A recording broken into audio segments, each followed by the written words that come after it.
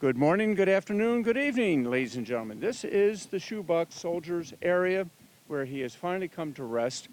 And the reason he's called that is on the morning of April 19th, or I should say the evening, April 19th, on the way back to Boston, as best we can tell, the Grenadiers were in the rear of the column, holding back the Colonials to the best of their ability.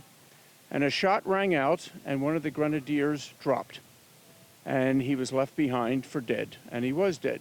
The person who shot him, probably right here, Mr. Samuel Tufts, or someone in his household, quickly ran out, dug a hole, and buried him.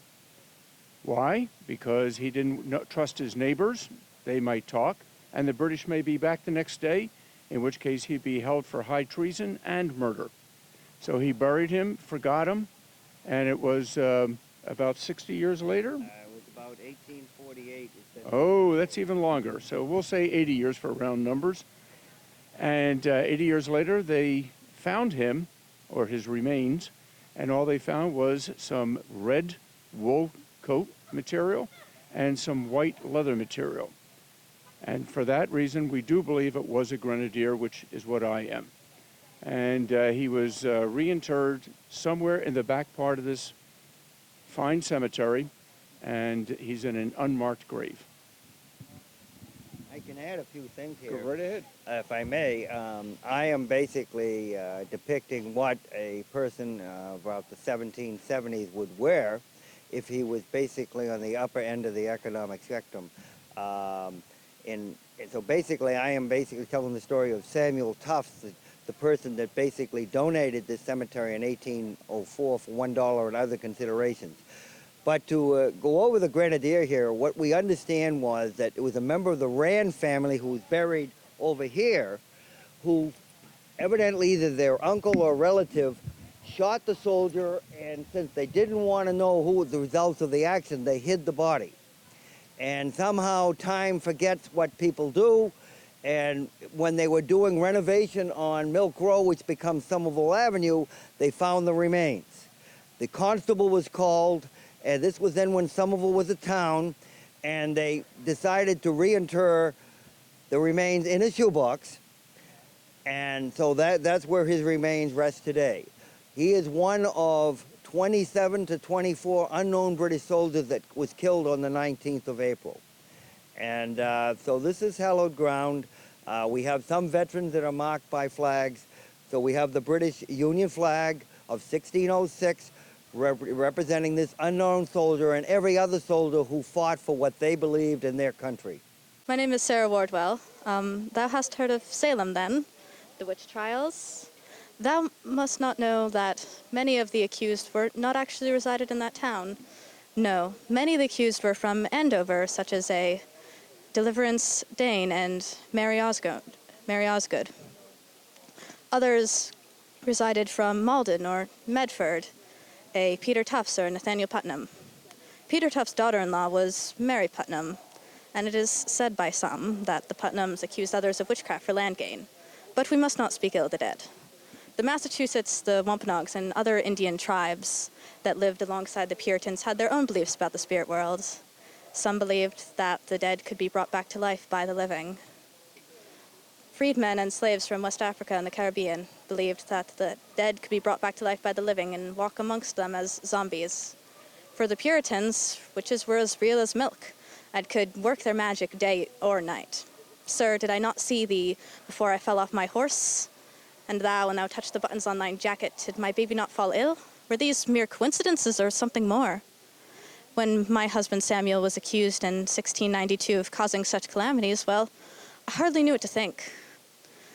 Perhaps he had been snatched unbeknownst to me by the devil. And then I was so accused, and then my daughter and hundreds more.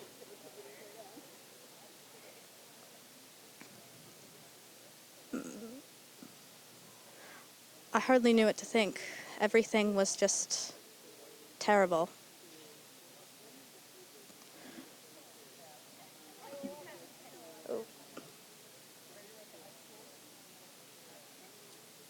Hundreds more.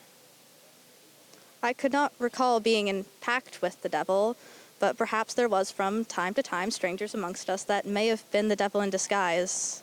I was accused of striking down Martha Sprague with my eyes, and poor little Dorcas Good was only 4 years old when she was sentenced to being a witch along with her mother. She and her newly born baby brother they died in jail, and their mother, Sarah Good, was among the first to be tried for witchcraft.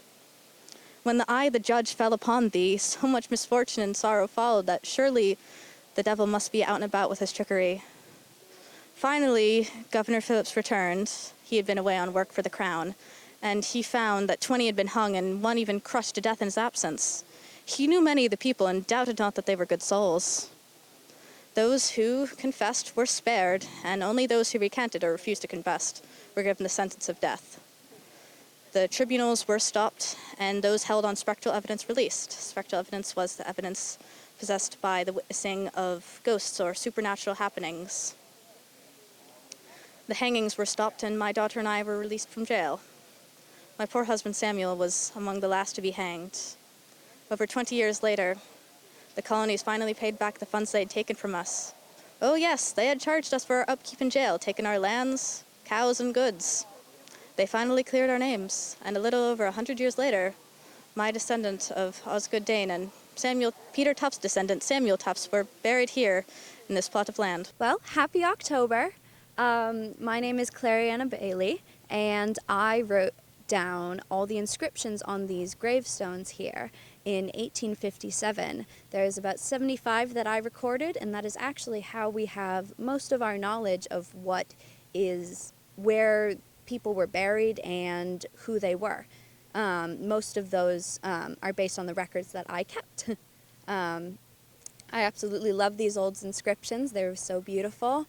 The cemetery used to be really, really pretty. It had these nice little cast iron fences around each plot that were eventually moved when the cemetery became more run down. But it was absolutely beautiful in my day. There you are. Here you go. There you go. And I'm my name is Jerry Pierce, and I'm a docent here at the Milk Row Cemetery once or twice a month, where we give people a tour of the grounds. And today I'm representing a young minister, Phineas Howe, who graduated from Halle in Germany. He was a Baptist and apparently a rather good scholar, and who came as a young scholar, as a young minister to Somerville, and was the pastor at the Baptist church, which unfortunately he was only here for 4 years and died young. He died at 29, Phineas Howe. But from what we know, he was a very good preacher and a learned divine. And his gravestone is over there in back of you here. His name is missing because part of it was destroyed. But that's who Phineas was, and he is of happy memory. The 54th Massachusetts Volunteer Infantry Regiment was the first black regiment recruited in the North to serve in the Civil War.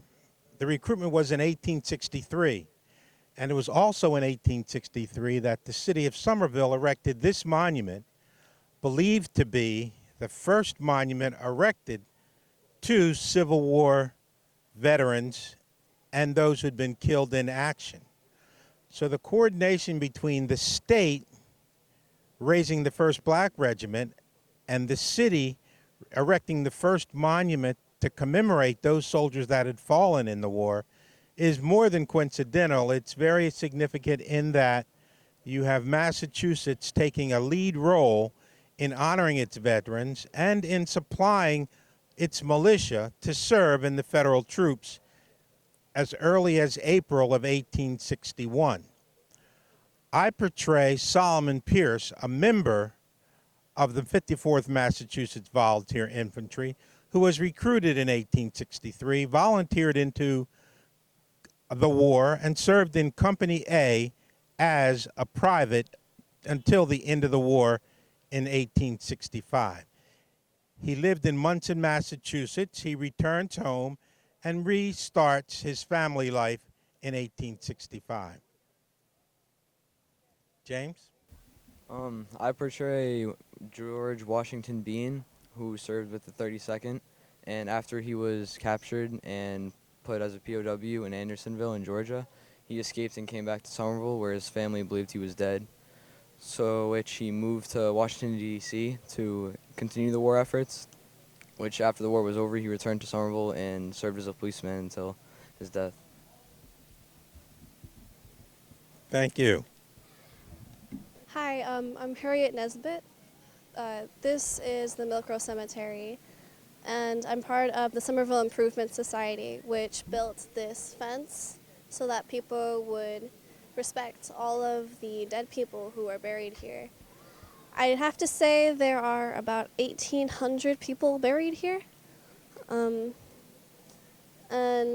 in the Improvement Society, we had help from the Demaus Foundation to build this beautiful fence. We also had the graves here engraved so that people would be able to know who was buried here, because people would disrespect the graveyard. We also have a about 100-year-old American elm tree here, and the Somerville Now has been making sure that it is preserved. Of course, there have been many years of burials in this cemetery, but the last burial that we're aware of is the one that's right here, Mary Higgins, who was buried in 1979. The only people who are allowed to be buried in this cemetery are those who have a family connection to the cemetery over the years, and there are likely to be very few burials in the future because of that.